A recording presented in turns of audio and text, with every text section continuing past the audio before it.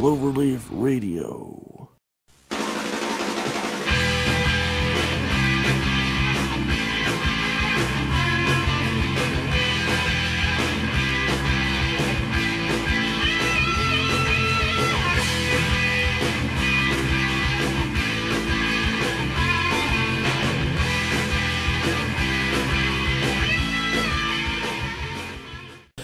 Let's talk a little bit briefly about what was your start doing the popcorn commercials.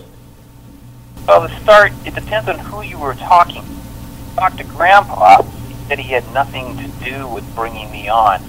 But if you talk to the advertising people and the marketing people, they say that Grandpa suggested me because I had worked out in the field originally and I knew a lot about pop. My guess is that Grandpa was looking to not ruffle any feathers or hurt anybody's feelings, so he told the family that it wasn't his decision, whereas the marketing guys were forthcoming. So what did you enjoy about getting to work with your grandfather on the commercials? Well, Grandpa himself was a lot of fun. He had a great dry humor, and really enjoyed having him around. He was exactly what you expected from what you saw in the commercials. He's very much what you saw is what you got. And of course, anytime you do something like television commercials involved in mass media, you're afforded opportunities that you wouldn't otherwise get. So I'm very grateful for all the different things I got to see and do with Grandpa. What did your grandpa think about getting to be involved in the marketing of his product? You know, he never really expected to go any further than just driving around the Midwest in his station wagon, popping samples up for people. What he did is one day he went to Chicago, and his famous line was that he went there to ask what should he call the popcorn. This time he wanted to call it Red Bow, which was Red for Redenbacher and Bow for Bowman, who was Charlie Bowman, his partner. Well, he went to this advertising agency in Chicago, and they looked at him and said, I think you should name it Orville Redenbacher. And he always liked to complain that that was the same name that his mother thought of 60 years earlier, but she didn't charge him $12,000. Now, I know he told people that you guys, part of your slogans was every kernel pops, and occasionally there would be a few that didn't, and people would send them to him taped on postcards. Did he get kind of a kick out of that? He did, and I remember he used to mail them back something. It was a wise guy response.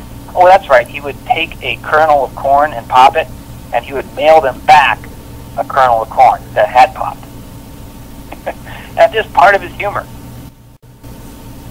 Yeah, he always had some sort of a crack to make, or some comment. There was one famous commercial, at least famous amongst the marketing group, that we made years ago. What they did is they just had us talking, Grandpa and I talking, say on a bench or in some situation, and they'd just throw a topic out at us, and they wanted us to talk on it. And generally, I was the straight guy, and Grandpa would tell the joke, whatever came to his mind. And one time, he was looking at these kernels in his hand and going off on what a male kernel was and a female kernel was. Actually, not quite that, but how you tell between a male plant and a female plant. So I thought I'd needle him a little bit, and I said, come on, Grandpa, how can you tell whether these kernels are male or female without missing a beat? This is all, filmed. He says, you just turn them over and look. We thought it was great. They did a full-up production on the commercial, but they refused to play it nationally. They said it was just too risque. So we thought it was wonderful. So when was the last time you guys actually did a commercial together? That would have been just before his death in 1995. We actually did, as I recall, a full-up production of about 3. But then when he died, out of deference to him, we told them and didn't play them. Essentially, stopped playing anything with Grandpa for almost 10 years. And then here about 2 years ago, the new marketing guys came on and decided that they wanted to reintroduce Grandpa as pitchman. So they're using our archival footage to bring him back. They had the very risque digital version of your grandfather in 2007, and so far, you're the only person that I've heard that actually supported the actual commercial. Well, we supported it in the sense of Grandpa liked cutting-edge things, and he loved to do new things. But I will admit that the commercial, as it turned out, was a bit difficult public consumption. That's putting it gently. You know, I read many accounts where it said it looked like he's a zombie, and it is a little bit macabre, I suppose, trying to recreate a guy and have him come back up. You know, it's not like Colonel Sanders where they used a cartoon caricature to do it. This was an attempt to recreate Grandpa as he looked exactly, but unfortunately the look didn't quite work out. I think, you know, I gotta say though, Ian, the ad agency that did it, Crispin Porter, they're known very much for doing very risque things, very much cutting edge things, and there's no question that the stuff that they do gets people talking.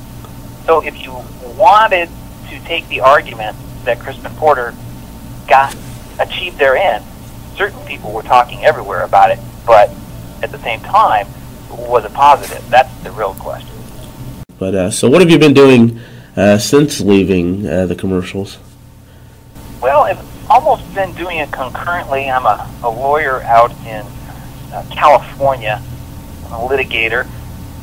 I largely try to resolve problems people have with their houses or with their construction or any other arguments about real estate or money, and do the best I can on that. But that's not the thing that I enjoy the most. Mostly what I enjoy is coaching my kids in soccer and volleyball and getting out there with my friends.